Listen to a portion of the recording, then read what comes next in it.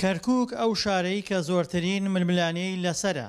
کورد بە شارێکی کوردستانی و عەرەبی بە عەرەبی و تورکمانیش بە شارێکی تورکمانی دەزانێت. هەندێکی تریش بە عێراقی بچووک ناوی دەبن. بەڵام تا ئێستا ئایندەی ئەو شارە لە نێو ئەو کەشە پڕ لە کێشمە کێشەدا بزر بووە و دیار نییە. پێم وابێت گەر کەرکووک بچێتە سەر پارێزگا فەرمیەکان باشترە تاوەکو هەرێم، چونکە هەرێم دەوڵەت نییە وەکو بەغدا. کەرکووک سەر بە دەوڵەتی فەرمی بێت باشترە و تەنانەت هاوڵاتیانیش ئاسوودەترن. کەرکووک پارێزگایەکی عێراقیە و هەزاران ساڵە هەموو پێکاتەکانی عێراقی تێدا دەژی، مەسیحی و سابی ئەو تورکمان و عەرەب و کورد. کەرکووک عێراقیە و سەر بە ناوەندە. مستقبل کەرکووک سەبارەت بە داهاتووی کەرکووک پارێزگایکی عەرەبیە، کورد و عەرەبی تێدا دەژی. وەزعی کەرکووک ئاساییە و وەزەکە ئارامەش کورد بۆ خوا. دوای ڕوخانی بەعس چارەنووسی کەرکووک ڕادەستی مادەیەکی دەستوری کرا کە بریتی بوو لە مادەی 140. بەڵام تا ئێستا ئەو مادەیە جێبەجێ نەکراوە. لە چەند ساڵی ڕابردووشدا پێشنیارێکی تر بۆ چارەنووسی کەرکووک قسەی لەبارەوە کرا کە بریتی بوو لە بەهەرێمکردنی ئەو پارێزگایە. کەرکووک عێراق مسەقەر. کەرکووک عێراقێکی بچووکە و هەموو پێکاتەکانی تێدا دەژی. کورد و تورکمان، عەرەب و سوننە و شیعە هیچ جیاوازیەکی نییە. ئێمە هەمومان براین و کێشە لە نێوان هیچ تاکێکدانیە و ئێستا ژیانی ئاشتیانە بەسەر دەبین و هیچ جیاوازیەک نییە. من وەک هاوڵاتیەکی شاری کەرکووک لاریم نییە لەوەی ئایا حکوومەتی هەرێممان باتە ڕێویان حکوومەتی بەغابمان باتە ڕێوە.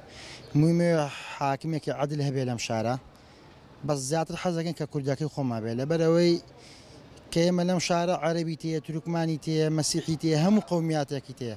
بەس ئێمە حەزەکەین لەلایەن کوردەکەەوە برێنە ڕێوە باشترە بۆ ئێمە. کەرکووکەر لەسەر بڵین سەر بەخۆ بێ باشترە لەبەرەوەی کەرکووک شارێکە شاری هەمووانەیە، کوردایی، عەرەبی، تورکمانە. هی کەرکووک شارێکە کە هەموو کەسە جێی تێبێتەوە، جێی فەقیرە. ببێتە سربەخۆ زۆر باشترە و بۆ هەموو کەسێ باشترە، بۆ کورد، بۆ عەرەب، بۆ تورکمان، بۆ مەسیحی، بۆ هەموو کەسێ. کورد دوای ڕوخانی بەعس بۆ ماوەی 14 ساڵ حکمی کەرکووکی کرد. لە ناوەڕاستی مانگی ئۆکتۆبەری ساڵی ڕابردوو جارێکی تر ئەو شارە کەوتەوە دەست بەغدا. بەڵام تا ئێستا کوردەکانی ئەو شارە مل بۆ سیاسەتی ئەمری واقع نادەن و کەرکووک بە کوردستانی دەزانن. وەڵڵای ئێمە حەزەکەین هەر کورد حکومانکاوە، حەزەکەی بچێت سەر هەرێم نەک بچێتە سەر ئێمە بەغام بۆچی من حەچی ئەوەی لە بەغاو بێمە تێبای بیبڕێ. بەنسبەت ئەوەی لەسەر کوردستان بێیان هەرێمێکی سەربەخۆ بێیان سەر بە بەغابێ، ئەوە بڕیارێکە هەموو خەڵکی کەرکووک ئەبێ بڕیاری لەسەر بدا، چونکە ئێمە بەس کوردنی چەند قەومیەتێک لەگەڵ ئێمەیە ئەژێ. بەڕاستی ئەمە چەند ساڵێک حکوممان کرد لێرانە، جێگای دەستمان بە باشی دیار بوو. بەڵام لەم ئاخیریە چەند هەڵەیە کرا، ئەو هەڵانش ئەوە بوو باجەکەیماندایەوە. کەرکووک بۆ خۆی بەشێکە لە کوردستان، بەڵام کە لە ناو خاچی عێراقایە ئەمڕۆکە ئێمە وەکو لە چوارچێوەی خاچی عێراقایە، بەڵام کەرکووک بەشێکە لە کوردستان و لە کوردستانیش دانابڕێ.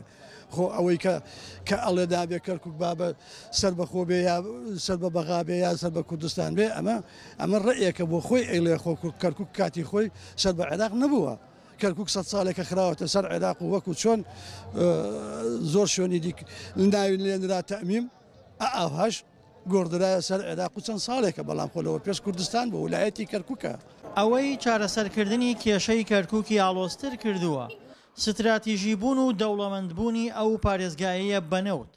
ئەمە شوای کردووە هیچ کام لە پێکاتەکانی شارەکە ئامادەی دەستبەرداربوون نەبن لێی. دڵشاد ئەنوەر، دەنگی ئەمریکا، پارێزگای کەرکووک.